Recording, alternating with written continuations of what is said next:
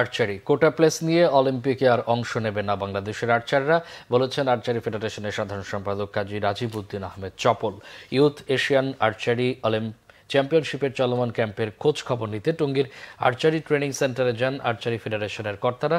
Paris অলিম্পিকে অংশ নিয়ে পদক না পেলেও হতাশ নন আর্চার সাগর ইসলাম।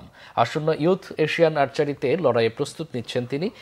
তার সাথে প্রস্তুত হচ্ছেন আলিফ, শিমু, সোনালীদের মতো আরও 11 জন। 27 সেপ্টেম্বর থেকে চাইনিজ তাইপেতে বসছে এশিয়ান যুবা তীরন্দাজদের সবচেয়ে বড় এই আসর। এশিয়ার ৩৫ দেশের এই প্রতিযোগিতায় অংশ নিচ্ছে কোরিয়া, ভারতের মতো বিশ্বসেরা দলগুলো। টুর্নামেন্টে স্বর্ণপদক জয়ী ৩ লাখ টাকার অর্থ পুরস্কারের ঘোষণা দিয়েছে ফেডারেশন। আর্চারিতে কোটা নয়, যোগ্যতা অর্জন করেই পরবর্তী অলিম্পিকে খেলতে পারবে বাংলাদেশ, আশা সাধারণ সম্পাদকের।